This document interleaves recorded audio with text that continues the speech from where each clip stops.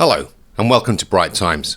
Today, in our nuclear series, The Bomb, we're going to look at what nuclear weapons each country has and what delivery methods they have to drop their bomb. As we've said in previous episodes, we're not nuclear scientists, so we're going to keep this pretty basic for us and for you, our viewers. So let's look at what some of the terms that we'll be covering are, and this will hopefully give you an easier understanding as we go through the episode. First of all, nuclear triad. This is a three-sided military force structure consisting of land, air and sea-based nuclear weapons. Not all countries have this triad system, as I will explain later. The theory underlying the triad was that spreading assets across various different weapons platforms would make it more likely for the force to survive an attack and then respond successfully. Second, deployment. Now we'll be talking about numbers of nukes by each country. However, we will make a note of the difference between their total stock and the numbers actually deployed for immediate use. Lastly, when I mention the bomb or nukes, I am talking about nuclear weapons and nothing else. And it's no surprise we're going to start with America. Russia has stated to have the most nukes, but America has currently the most deployed weapons in the world. America tested the first weapon in July 1945 called Trinity in the New Mexico desert. It was followed by two bombs dropped on Japan in August 1945, the only two nukes ever dropped in anger. Post-World War II, America was looking into developing their own missile systems and implemented Operation Paperclip as a way to grab numerous German rocket scientists and then transport them back to the USA. These scientists had built the V-1 and V-2 missiles for the Nazi regime, so they were seen as a must to help the US create their own missile program. However, with no real competition and America already being way ahead with its own air delivery systems such as bombers, the interest to develop missiles took a back seat. That was until the urgency returned when Russia exploded its first bomb in 1949. As of today, the USA runs a true triad system. In the air, they still drop nukes from bombers like the original B-52 designed and built in the 50s, but now, along with their modern stealth range, they have drones and smaller fighter bombers that can deliver not only nuclear bombs, but nuclear-tipped cruise missiles as well.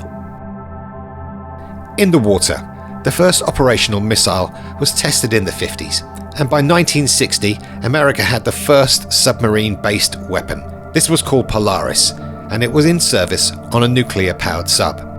It is currently running 14 Ohio-class subs with 20 Trident II missiles in each one. Each missile can carry up to 8 warheads with long ranges and high yields. On land, now these are generally based in the American Midwest and comprise of approximately 400 Minuteman III ICBMs or intercontinental ballistic missiles. These have a range of about 14,000 kilometers or 8,700 miles. In summary, American nuke numbers in 2023 notes a total of 5,244 warheads, 1,770 deployed, and another 1,536 awaiting dismantlement. Next up, Russia, formerly known as the USSR. As noted earlier, it fired its first nuclear bomb in 1949 and quickly started amassing the largest number of nuclear weapons on the planet. At its peak in 1998, they had approximately 40,000 plus nuclear weapons in their arsenal. They even made the biggest nuclear bomb, the Tsar Bomber, in 1954 with an astonishing yield of 58,000 kilotons. In comparison to Little Boy, the bomb dropped on Hiroshima, this was only 16 kilotons.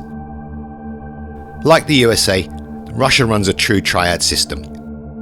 In the air, Russia followed the same path as the Americans, with bombers being their first delivery system. Today, they have a sizable bomber fleet with both subsonic and supersonic bombers capable of dropping nuclear bombs or firing nuclear cruise missiles. On the sea, Russia has currently 11 nuclear-powered and armed submarines and is in the process of upgrading these subs. Named by NATO as the Typhoon class, these are the equivalent of the American Ohio class.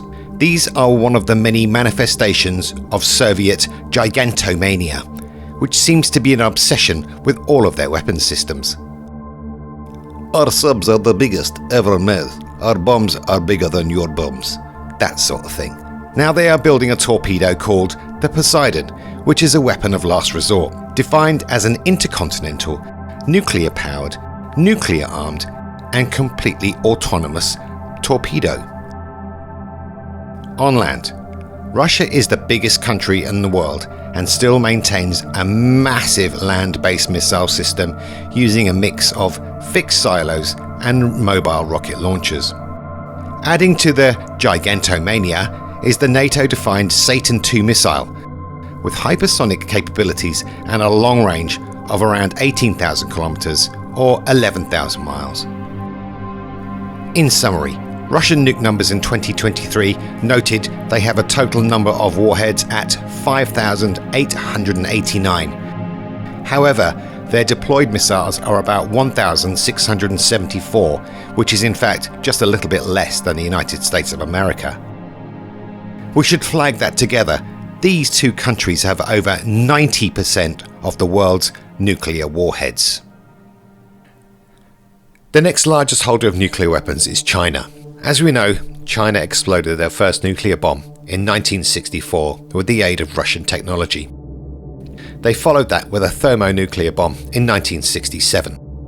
It should be noted that the actual number of Chinese warheads is a bit of a mystery, which is no great surprise. China's current triad structure is smaller than that of Russia and the United States. In the air, China has a small number of nuclear-ready aircraft that can deploy both nuclear and conventional weapons. In the sea, like with the air, China has a smaller number of nuclear-class submarines, but equally as capable as anything as their counterparts can field. On land, China is heavily skewed towards land-based nuclear missiles, although little is known about what is in storage and what is able to be deployed. Interestingly, it was reported that China stores large numbers of its missiles in massive tunnel complexes. This network of tunnels could be in excess of 5,000 kilometers or just over 3,000 miles, and is used to transport nuclear weapons and other armed forces. The Chinese Army newsletter calls this system of tunnels the Underground Great Wall of China. In summary, World Intelligence Services suggest China has a stockpile of approximately 400 warheads, but according to some estimates, it could be more than double that. Now, France is next on our list. During the Cold War, the French also had a triad system. However, they operated independently of NATO. France is no longer a triad power. Today, France's national security is based, like most nuclear nations, on deterrence. Since the Cold War, France has gradually scaled down their nuclear weapons program, with the budget being slashed in half in the last 30 years. This has been done by stopping work on ground-launched ballistic missiles, closing down nuclear test sites, and reducing their ballistic missile submarines from 5 to 4. Their nuclear arsenal is broken up like this. In the air, 10 nuclear weapons on carrier-based Rafale fighter bombers, and 40 nuclear weapons on land-based Rafale fighter bombers. On the sea, 240 warheads on its submarine fleet. In summary, France has a total of 290 warheads, of which 280 are deployed. Now we come to the United Kingdom. As we spoke earlier, the United Kingdom was pivotal in the development of the nuclear bomb pre, during, and post-World War II. Unfortunately, they were pushed aside by the USA in 1946 with the McMahon Act, which blocked the British from all nuclear advancements, causing a massive rift with the Americans at that time. As you would expect, this did not stop the British from continuing with their own aptly named project High Explosive Research, culminating in a successful test in 1952. This changed the dynamic with the USA, who realised a good relationship with the British would be mutually beneficial. Until recently, the UK based their nuclear defence on 2 of the nuclear triad arenas. In the air, Since the decommissioning of the WE-177 freefall thermonuclear bombs in 1998, the UK has only sea-based weapons. On the sea, 4 Vanguard ballistic subs are the sole platform for the UK nuclear weapons fleet. Each sub is armed with up to 16 UGM-133 Trident II missiles carrying up to 8 warheads each. Like the French, one boat is always at sea. On land, due to their proximity to Russia and America's extensive nuclear footprint across Europe, the UK saw little advantage of having land-based nuclear weapons themselves. In summary, the United Kingdom's peak stockpile was 520 warheads in the 70s. Today, it is stated that the UK has 120 deployed missiles and a total inventory of 225. Our next country is India. Under Prime Minister Indira Gandhi, India fired a nuclear device in 1974 codenamed the Smiling Buddha. This was promoted as a peaceful nuclear explosion, if such a thing can exist. The test used plutonium produced from Canadian-supplied Cirrus reactors.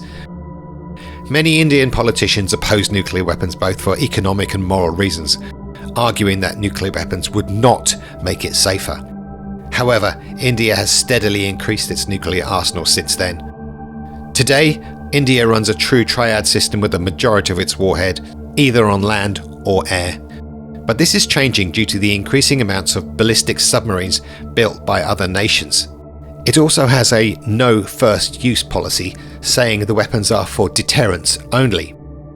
They have not signed the Nuclear Non-Proliferation Act. Recent estimates suggest India has about 164 nuclear weapons and has produced enough weapons-grade plutonium for up to 200 nuclear weapons, or even more. India's neighbour, Pakistan, is our next nuclear power. After the partition of India by Britain in 1947, 2 independent dominions were created, India and Pakistan, and there has been continual conflict between the two ever since. This situation has also impacted on their relations with Afghanistan and the former Soviet Union, which goes a long way to explaining Pakistan's motivation to become a nuclear power as part of its defence and energy strategies. Pakistan began developing nuclear weapons in January 1972, but after India's first nuclear test in 1974, the situation worsened and the development became accelerated. Pakistan responded to India's 1974 nuclear test with a number of proposals for a nuclear-free weapon zone to prevent a nuclear arms race in Southeast Asia. India rejected multiple offers. Although it took time to happen, Pakistan eventually exploded 5 bombs underground in May 1998.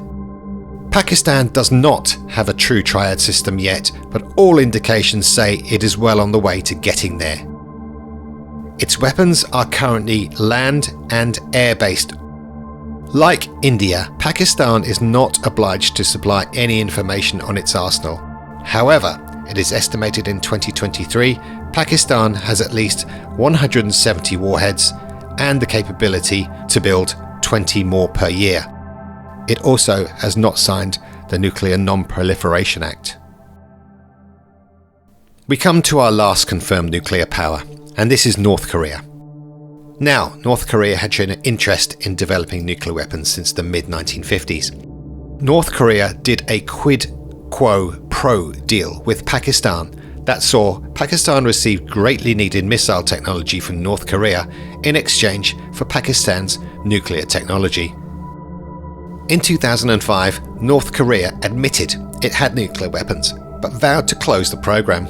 On October 9, 2006, North Korea announced it had successfully conducted its first nuclear test. An underground nuclear explosion was detected, its yield was estimated as less than a kiloton, and some radioactive output was detected. And in January 2007, it confirmed it had the bomb. It has a range of weapons and does not have triad capability. The main delivery systems are missiles. Just recently, they have built a submarine with potentially the capability to fire nuclear ballistic missiles. The Hwasong series is their main missile system, with the Hwasong 15 having a 13,000 kilometer range. This was successfully tested on the 28th of November 2017. It is stated as of 2023, North Korea has 40 to 50 warheads. And that's it. Or is it? Welcome to the worst kept secret in the world, Israel and the bomb. The state of Israel is believed to possess nuclear weapons. Israel's first Prime Minister David Ben-Gurion was nearly obsessed with obtaining nuclear weapons to prevent the Holocaust from happening again. He hoped and believed that Jewish scientists such as Oppenheimer and Teller would come to Israel and help them build a bomb. To cut a very long story short, the French partnered with the Israelis in 1960 to build a nuclear weapon. Prime Minister Guy Mollet told an aide, "I owe the bomb to them." Top secret British documents obtained show that Britain also made hundreds of secret shipments of restricted materials to Israel in the 50s and 60s. Israel's stockpile ranges between 80 to 400 nuclear warheads, and the country is believed to possess the ability to deliver them in several methods, including aircraft, submarine-based cruise missiles, and via the Jericho series of intermediate and intercontinental ballistic missiles, making them a true triad delivery capable state. All I can say is, we live in a very dangerous world, and unless we work together, it's only going to get worse. That concludes this episode, and we hope you enjoyed our show. We've attached relevant links for your reference, and we'd love to get your feedback if you think we've missed something, or you want us to cover any of these subjects in more detail. Please like, subscribe, and get notified, because it really does help the channel.